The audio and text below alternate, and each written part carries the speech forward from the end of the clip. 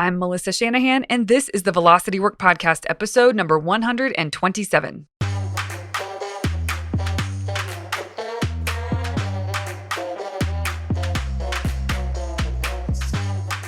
This podcast is for attorneys who are running their own firms. We explore tactics, tools, and stories related to pushing past simply lawyering well and into building a successful firm. Working in your firm and working on your business are two very different things. This podcast focuses on the latter. Okay, well, Neeli, Shah, thanks for being on my podcast. Thanks so much for having me. So for those of you who don't know Neeli lives in Atlanta and she's a mastery group member and she has taken part in sprints. And I would love for Neeli to say a little bit more about herself. I'll give you that window in just a sec. But I do want to say Neeli is one of those members that really goes for it. She applies what she's learning. It's not perfect. It never is. And she keeps rising up and doing the next thing and doing the next thing. And I see light bulbs and I see learning, and it's so fun to work with you, Neeli. So really. Thank you for saying that. I feel like when you're in the grind of it, the progress never feels like it's enough, but it's true that I guess you are making, as you say, right? Turtle steps, right? So. Yeah. Well, okay. Will you tell everybody, I told them you were in Atlanta, but what you do and who you are? Okay. So I, as Melissa mentioned, Neeli Shah, I have my own law practice, law offices of Neeli Shah. We specialize in trust and estates work. So we do work with high net worth individuals doing business succession planning, charitable planning, estate planning, as well as estate administration and probate. Okay, cool. And you're in Buckhead? I'm in Buckhead. Yeah. Okay, great. Which people who are in Atlanta probably like to know what part of Atlanta. At least I did, because I used to live there. Well, okay. The reason I wanted to have you on was because you said something that stopped me in my tracks. It didn't necessarily shock me, but it was just oh, she's totally right. You mentioned after you had done your first sprint, and for those of you who don't know, every day people show up and they have one result that they're creating that month. And they show up and say, okay, this is the one thing I'm going to do today towards that big result that I'm trying to get accomplished.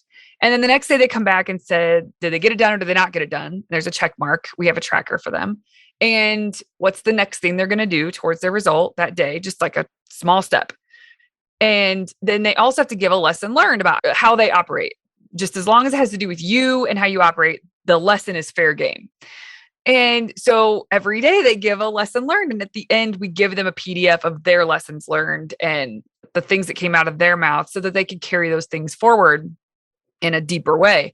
And so Neeli mentioned to me that the lessons learned podcast that I've done before, which is where I share some of the lessons learned that stood out to me that would be really useful to share with you guys.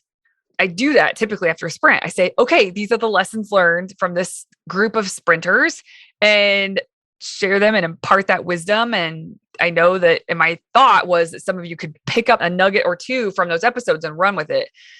But Neeli said that when she listened to the podcast before taking part in a sprint, it didn't land the same way. Now that she's done a sprint, it's totally different when she listens to those podcasts. And so I thought I would ask you to say more about that for everybody listening, because most people listening haven't taken part in a sprint.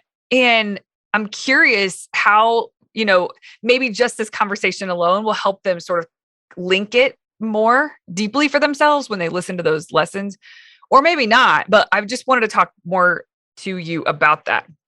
Sure. Yeah, so go ahead. So, and it's not that the lessons don't land, right? I mean, the lessons are great lessons. I mean, when you hear them. And so, when I heard them the first time, I was like, that is so true.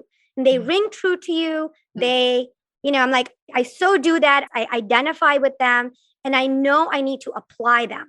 Mm-hmm. But as I'm listening to the podcast, I'm like, okay, I make a note of it. I write it down in my journal. And then it's not part of my everyday, right? It's kind of like in the back of my mind, but I'm not applying it in the same way that a sprint makes you apply that lesson, because those are hard. I mean, like, I don't know that the listener, like, like people really realize how hard it is to give birth to a lesson. Like, they were so hard for me to like get them out of my mouth and onto a piece of paper. Yeah. And and it's, I think it's that act of, I guess for the women in the world, like it's the act of that giving birth, right? There's like labor of love, like that is what makes it stick. That's what causes you to say, oh, like I've lived through it now. Now I kind of like really get it. I don't know if that makes any sense. Yeah, I do. It's just like the application of the lessons learned with accountability, because I'm there and I'm like really, pressing you guys for these things. And I think it's hard enough. The reason I press people for them is because it is tough to reflect in a way, just the last 24 hours, to say, this is something that either way that I want to keep doing. And here's why. And like, what's the universal lesson out of that thing? And, or this is something like, I didn't do this well enough. Like, I didn't give my all here. I didn't plan well enough, whatever it might be.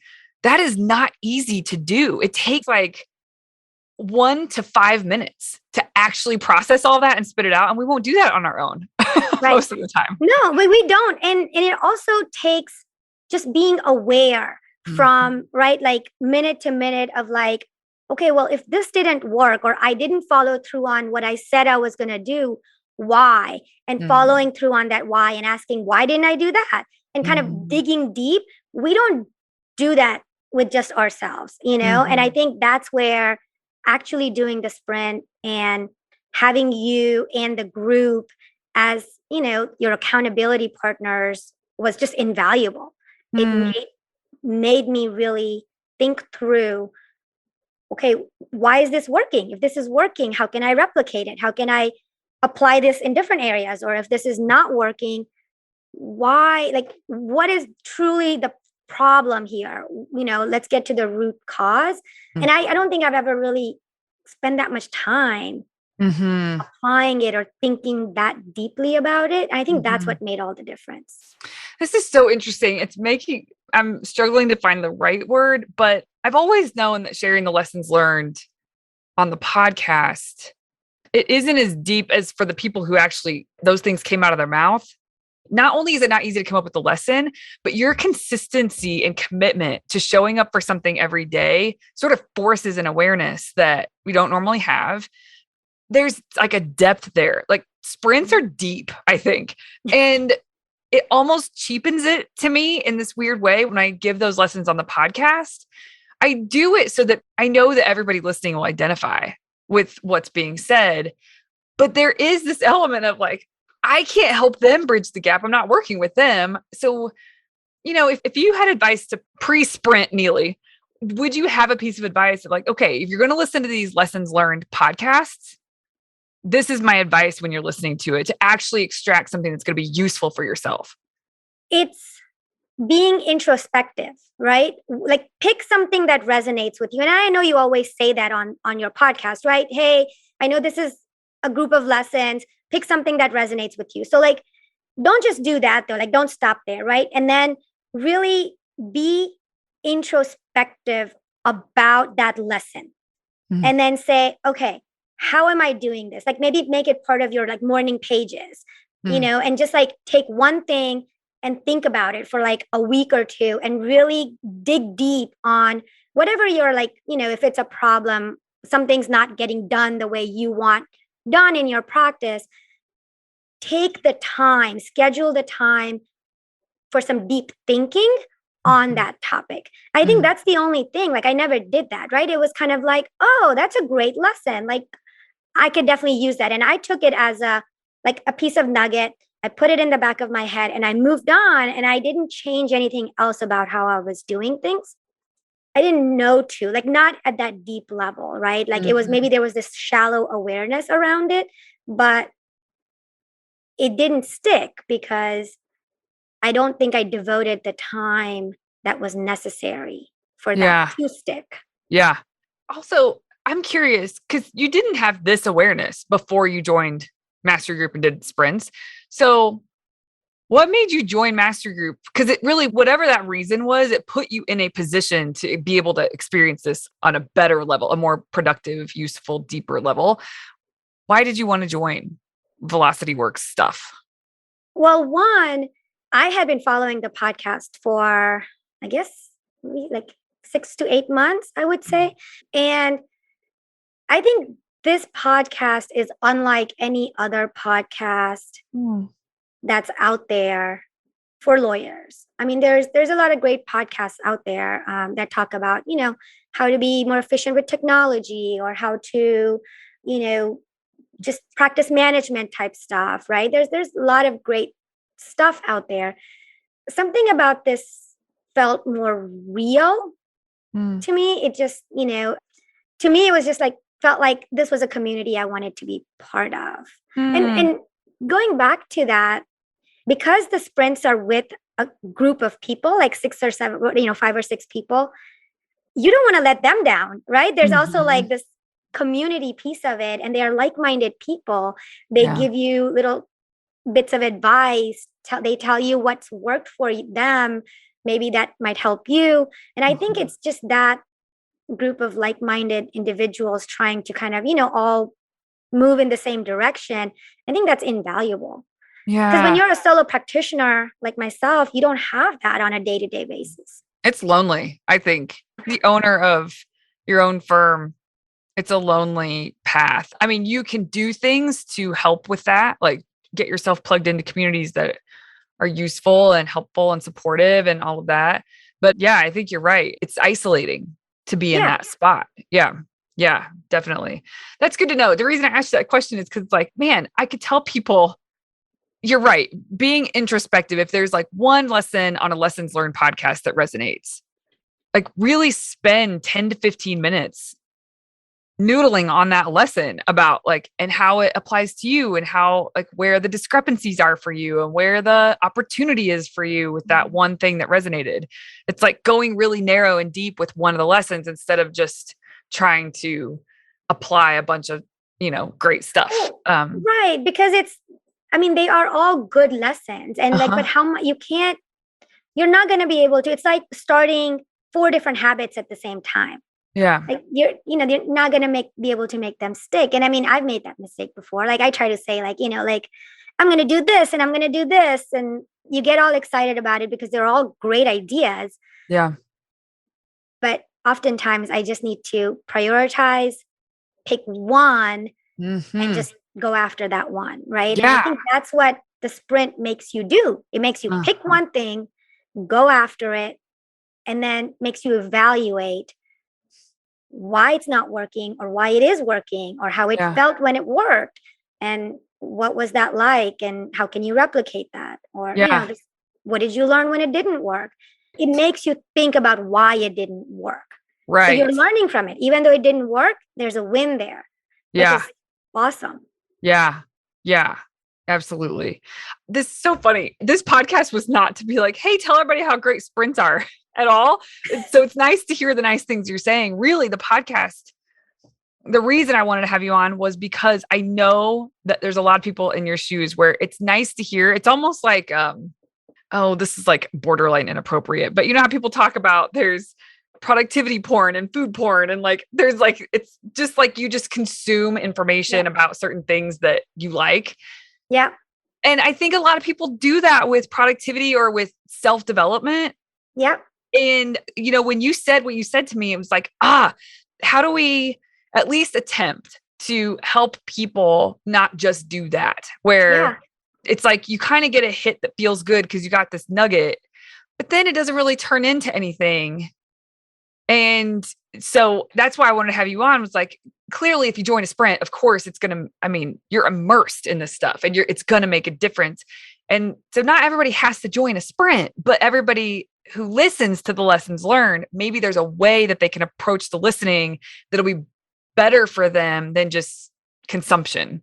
So one of my mottos for, kind of 2021 was create more than you consume. Oh, yeah. Yeah.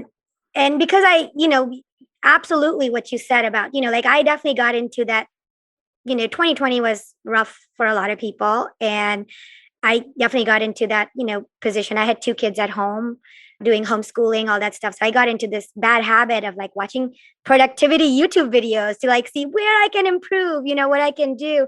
And then I was just like, nope, like can't do this. I'm going to actually create more than I consume. Like if Mm-hmm. any given day I am consuming more than I'm creating, like Yeah. that's not good. We got to stop that. And I Yeah. mean, that was kind of one of the reasons why I was like, I'm going to do something about, this. And part of the reason you asked the question, what made me join? I was like, what's an action that I can take Yeah. that's not just Yes. consuming? What is an action I could take? Yes. Yes. Because I mean, I don't know if you knew this or not, but it was an action that you took. And then by taking that action, it just pushes a whole bunch of new action because now we have to do strategic planning and now we're going to do weekly coaching calls. And now it's like it forced a different set of actions that you get to use. And the other thing is, like, I was like, I just made a decision. Like, when you dwell on a decision, Oh, then like it's kind of like, should I, do I like want, is that how I want to allocate resources? What do right. I do? And so it was one of those moments, like actually a moment when I was at a low point where I was like, something has to change. I can't keep consuming this information. This is not actually helping. Yeah. What is something I can do? And then I was just like, I'm just going to join. Let's just see what happens. And, it's kind of like, if it doesn't work, I'm not committed to it. Right. So, like, let's just see where it goes. Yeah. If it works, great. If not, at least I did something. Yes. And, Yeah. And yeah, it's been amazing. I haven't looked back since. I'm so glad. It's been so fun to have you in the group. This makes me think of I don't know if you listened to the podcast I did about, I think it was on the Uncertainty podcast, but I was talking about John Fisher's story that he shared on Facebook about walking into this architectural firm just to be able to look at the space and whatever. And now that's been a lifelong friend of his. And had he not just made a decision to do something, he would have missed out on so much. And so the risk is not what you have to lose. It's like what you miss out on, what you gain. So it feels like the same thing with a lot of decisions in our lives. Like just make the decision and stop looping on it in your head. One way or the other is fine, but just make a decision and stop wasting your energy on this spinning. Yeah. I mean, it's the indecision that causes, right? Like the heartache and the pain. It's just, if you decide, it's like, okay, well, if it doesn't work, I'll try something different. Right. And people that stay in indecision, they don't move towards like really where they want to go. So you're just delaying the results that you want to create. Even if it feels important to analyze, like, is this the best thing? Decide and just make it the best thing. Because truthfully, Neeli, you could have joined and not engaged.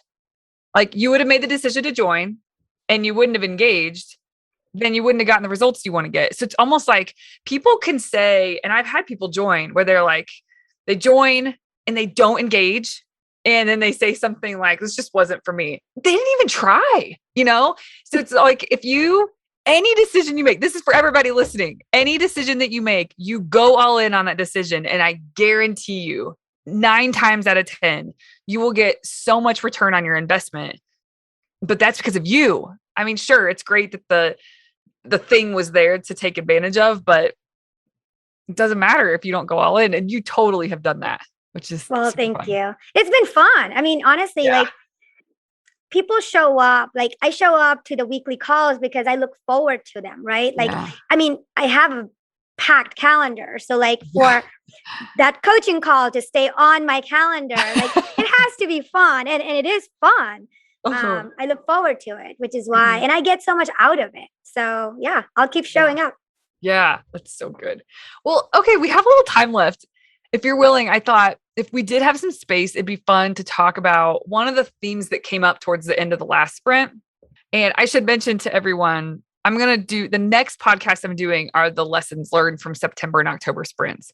And the reason I waited to do even the September one until now is because I wanted this podcast to come out, and Neeli and I had to work our schedules to make this happen.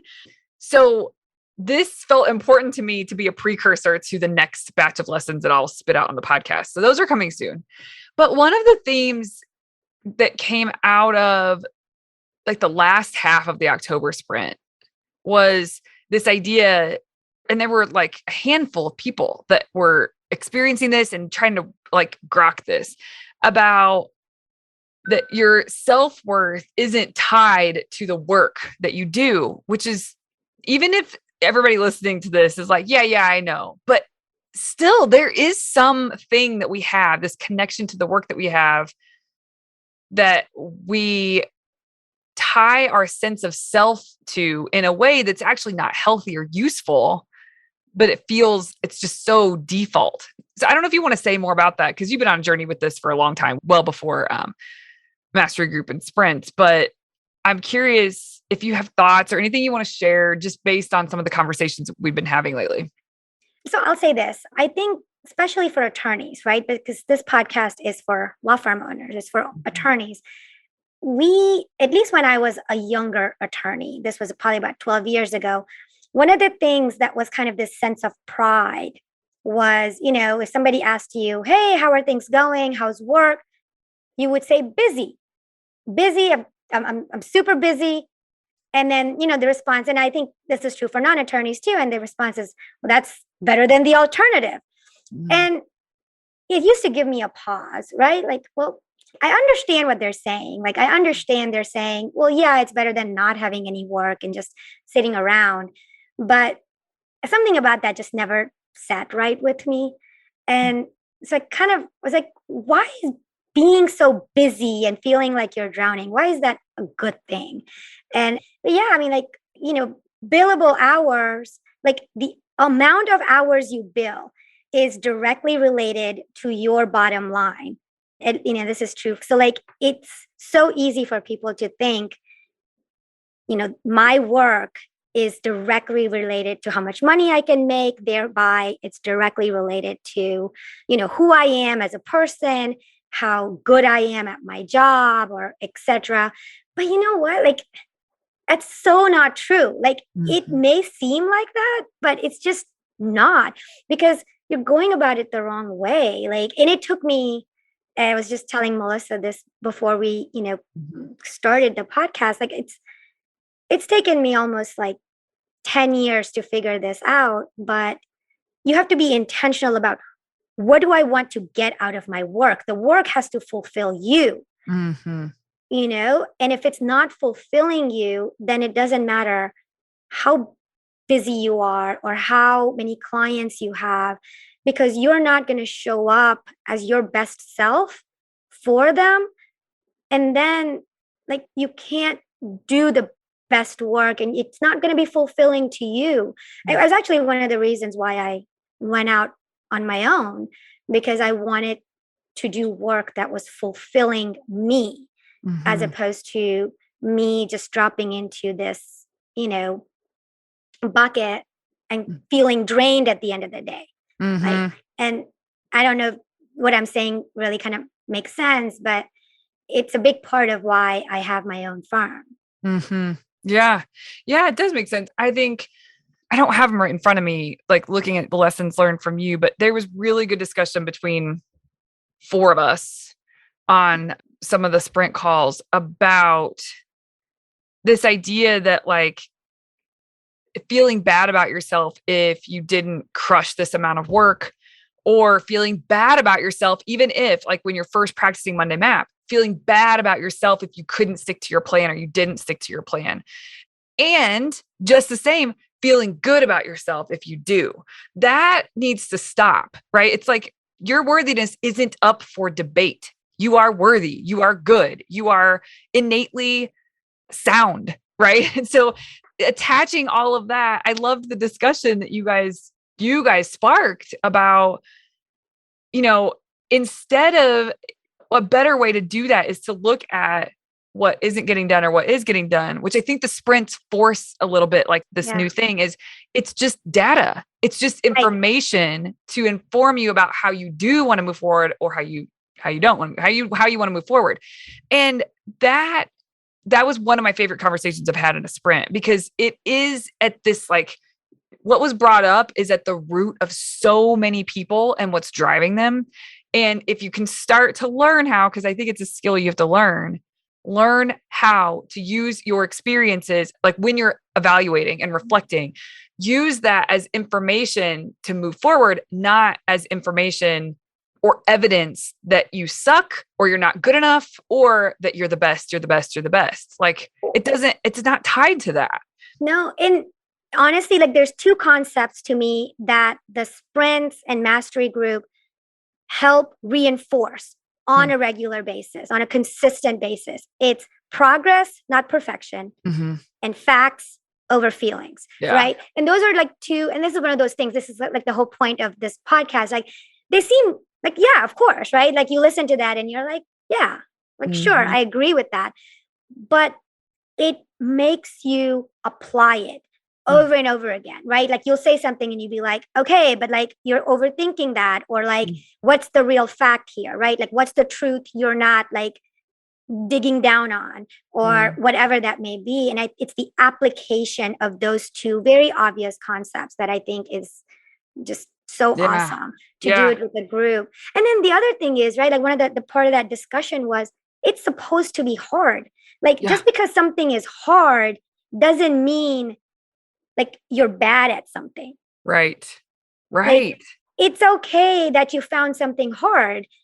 And it's kind of like, so what did you learn from it? How can you improve on it? Next time you'll be better. Or if it's not next time, you'll be better the third time, or whatever, however long it takes. It doesn't matter as long as you keep working on it. Right. Can you give an example?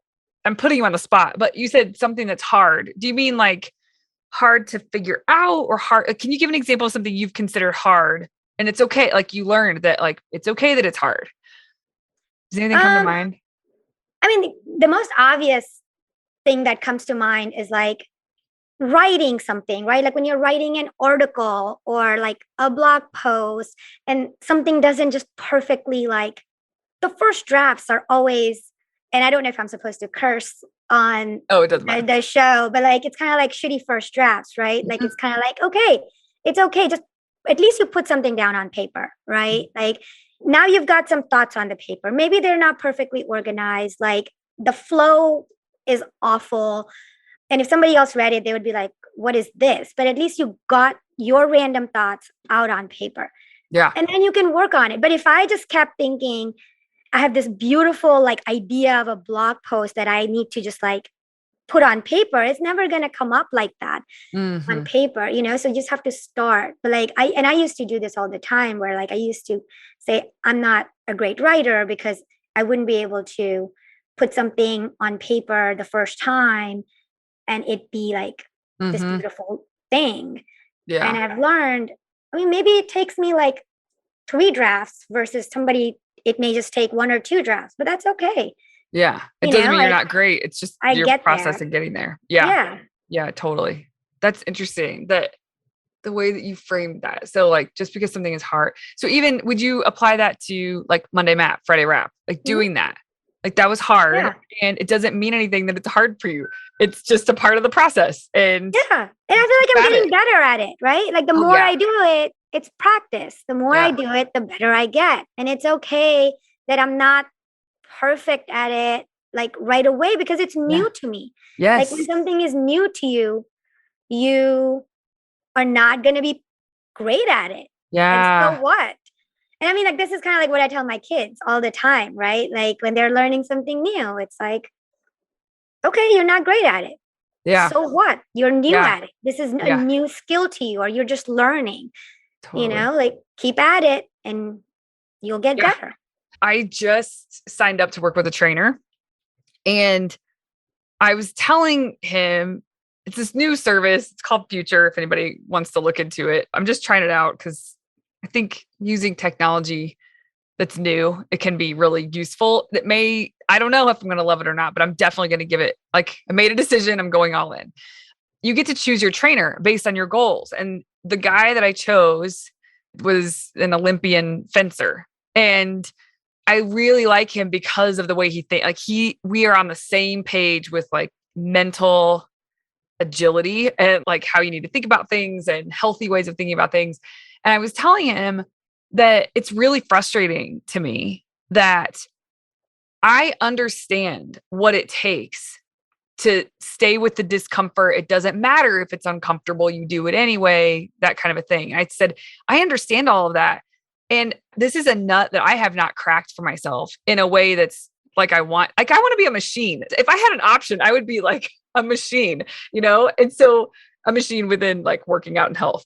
And I said, I'm really interested in it. I have phases where I am like running and really competitively against myself running. And then I have phases where I like don't do any of that. And I just soak back like most of my time outside of family is business. And so we were talking about that nut that I couldn't crack. And I said, I don't think I have like a compelling enough reason, like a reason to stick with the discomfort. And he was like, maybe, but I mean, you do have good reasons. Maybe it's just that you're not good at applying the skill that you understand and know so well to a different area. And so we started talking about it. He was like, you are insane to think that just because you're really good in one area of applying the skill, I do agree that it is a meta skill, but it doesn't mean you're good at applying it in all the other areas. You have tools now because you do know the skill. You can apply it over here. But he's basically saying, like, cut yourself some slack. This is why you're hiring me. We will help you practice. And so the word that he used was practice. He said, you have to practice using that skill in a different area of your life. And then you get proficient and then it becomes a thing. But making that leap, it's really useful to have someone to help you apply that skill set to that part of life. I was like, that is such an interesting way to think about it. Like the people I get to work with, I mean, you guys are, I think that's one of the contributing factors to why I love working with law firm owners is that you have a skill set that just hasn't been transferred over in a way that's going to be really helpful for you guys now with how you work, how you operate. I mean, like think of all the things that you have to do to get through law school and to get through, I mean, talk about staying with the discomfort, like pushing through no matter what. That is a skill set that you guys already have. I think what I realize is I am just helping you apply that skill set to an area that's totally uncomfortable for most people because it's about you and sort of going deeper within, using that same skill set to get what you want. And everybody has a different thing that they want, but how you want to work, the results that you do want to create, it's different. But you guys have all applied this stuff before in a different area. Yeah. Yeah. So it's so true. And I think everybody's the same way, right? Like lawyers or non-lawyers. I mean, any profession, because like whatever your training is, because you have training in it, you are good at it. But most lawyers are not trained in how to run their own practice or how they want to think about what that practice looks like. I mean, we don't have training in that. So unless you spend the time and do it yourself, which is really hard. Anybody in any profession, I don't know why, there's like part of me that's like, it feels like many professions, yes, but it does feel like lawyers are this weird breed of seeing something through at a level that you have. Even you could say, like doctors have done that. Like there's people who've done that, but there is this weird thing where once you get through it, you just keep applying that same like head down mentality to the work without applying this like skill set or even maybe waking up to the skill set that you've always had all along. You just didn't have an awareness that you had it. And now like that's some of the work that we're doing is like, this actually isn't foreign. It's foreign in where we are applying it, but it's probably something you guys all have done or experienced before. You just weren't awake to it. I don't know if that resonates, but. Yeah. And I mean, I feel you on the working out stuff too, right? I mean, from our conversations, I mean, that's a nut that I haven't cracked either. And I mean, I get it. I've tried a lot of different things and there have stages of my life when I can just be like full in on it and, at my fittest. And then something happens where I, stop going at it. And then the pain point to kind of pick it back up is so high. Then you have to feel like, you start it all over again. Which is so fascinating. What you just said, the pain point is so high, because I definitely have experienced that as well. When the pain is so high, there tends to be, again, it's like tied to this like self-worth. Like, you can beat yourself up. I couldn't do it. Like, why didn't I stay consistent? Or, the like best you're analogy. You definitely say you beat yourself up about it because you say, like, how could I not just like keep up? Like I said I was going to do it, and how dare, like, how could I not do that? I'm, not worthy. But the best analogy that, like, because I'm a visual person, that made sense to me was this, like, like those old school like water pumps where you have to Yeah. like pump the water from underground, and then Uh-huh. like it's so hard, like you just keep pumping and there's no Uh-huh. water that comes out. You keep pumping, maybe a little water comes out, Yeah. and you keep pumping, and then all this water starts coming out, and then it gets easier. You don't have to Yeah. pump so hard, and the water still Yeah. keeps coming out. And that was like the analogy. It's like it's Uh-huh. hard in the beginning. You just have to get to a point where the water is flowing, and then it Yeah. will get easier. It's Yeah. not gonna be so hard. But if you let go and you stop pumping that water, even though it's easier, then you're gonna have to start all over again, right? Yeah. Like, so Yeah. then you've got that whole pain point again where it's hard again because you're starting all over. Well, And I okay, feel that when you let go, it's because in the moment you didn't feel like pumping. right. And so you gave in to an urge in the moment versus staying with your plan because of what you ultimately want. And that's, I guess, what I mean by the skill is like, I can do it in the business world. To me, that's not there's challenges there for sure. I'm not perfect, but it's not the same level of difficulty navigating it as it is for fitness. So that's where I was saying, like, that's the moment. I mean, you don't stick to the plan. Like, why? And he was saying, like, just because you're good at applying it over here, you have to practice to be good at applying it over here and then over there. And he said it's transferable, but not like on the turn of a dime. Like, you Right. have to It takes practice it. time. Yeah. And you have to be observant. Like I have Mhm. so I've been observing myself because like I've fallen off track lately, and I want to get back on track. I, Mhm. and I enjoy it. When I run, I love it. I feel Mhm. great. I love it, but I just haven't made the time to do it. And actually it's Monday Map that has Yeah. helped me, because I would put this block of like an hour from 6 to 7 in the morning to say, okay, I'm going to work out. And then inevitably I wouldn't do it. Something else would come up, like, kids waking up. I needed to do something else. And then I would be like, oh, didn't work out again. And then I've been like evaluating. I'm like, well, maybe I need to move it from 6 to 7. Like, that's not a good time to put on the calendar. Like, Yeah. why am I doing that? Or make a different plan. Like, I Mhm. don't need to work out for an hour. Why am I blocking off an hour? Like, I'm setting unrealistic expectations for myself. And it was Yeah. actually one of your other podcasts about the we things. I was Mhm. like, I only schedule myself for 10 minutes. Yeah. I say, I'm going to walk on my treadmill for 10 minutes. And Yeah. I've been doing it because it's achievable, and I'm just trying to create a habit. I Yeah. don't even want to work out. Like, I don't want to work out for an hour. I Right. just want to work out for 10 minutes because all I want is that consistency. Yes. And that's all I'm after. So I'm kind of thinking about it a different way. I don't know if it's going to work. I'm going to give it a try. Yeah. We'll see. Yeah. But I mean, that's so much smarter.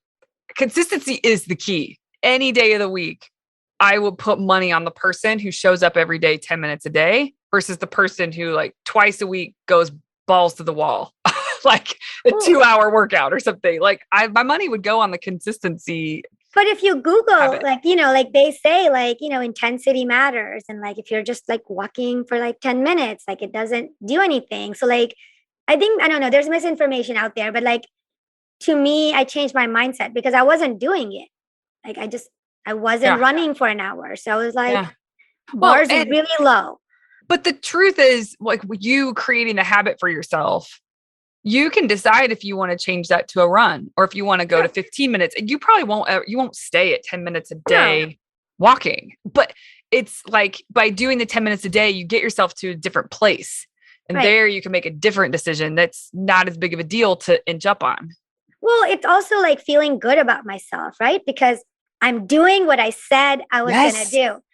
And like, Yes. it's really just that little nuance of it that I'm after. And I was like, Yes. so I like flipped the switch on it because I was like, I'm going to only put down what I know I'm going to do. So then, like, I'm Yes. consistently doing what I'm saying I'm going to do. Yes. Yes. And Yes. Yes. it helps because I feel good. Like, Yeah. I start my day feeling good. Like, I said I was going to work out for 10 minutes. I worked out for 10 minutes. Like, I don't know, like it sounds so silly. You're building integrity with yourself. Like you're and actually strengthening that relationship. That's right.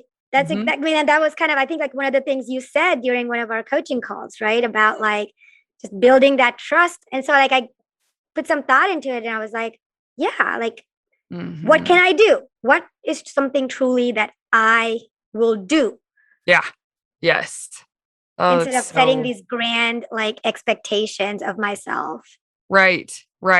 So good. Man, thanks, Neeli, for being on here. I mean, this was fun. Yeah, it's super fun. It's so fun to talk through just some of the things that everybody deals with. Everybody does. It doesn't matter who you are. And if you're listening to this podcast, for sure, like these are the kinds of things that you think through and you think about. Otherwise, you wouldn't listen to the podcast. So I'm hoping that this conversation, especially what you said up front about take time to be introspective about the lesson or two that grabs you from the Lessons Learned podcasts. And just that alone will help deepen the experience and actually let you use the lesson that stood out to you. I think that's really good advice to everybody who's listening. So hopefully now, because the future weeks with the Lessons Learned podcast, hopefully now people are set up to experience that a little bit differently than maybe they were in the past. And then also everybody, if this is interesting to you, join Mastery Group and you can take part in the sprints. We're full enough now. It makes sense. Mastery Group gets first dibs on sprints and usually it's soaked up with that. So even if the sprints sound interesting, join Mastery Group. Sprints aren't more expensive for you or aren't less expensive for you either way, if you were public or not. So come on in and just get rolling with us. We're a really good, awesome group of humans. I'm so lucky to work with you, Neeli, and the whole cohort is just... Oh yeah. Everybody in Mastery Group. I mean, we have a great community. It's a lot of fun, guys. If you want to check it out, absolutely. I wholeheartedly endorse it. Yeah. It's fun. And you get your brain organized, you get things organized, you get your business like moving in the direction that you want it to move and tightened up. And we have fun while doing it, which is fantastic. Yeah. Well, thanks, Neeli. I really appreciate your time. Thank you so much for having me. This was so fun. Oh my gosh. I totally agree. Bye-bye. Hey there. If you enjoyed this podcast, I highly recommend you come and check out Mastery Group. It is where owner attorneys come together to study this material, apply it, and thus create really big results for their firm and for their life. So come on over, velocitywork.com/join to get more information and get started. Show notes from this episode can be found at velocitywork.com/podcast.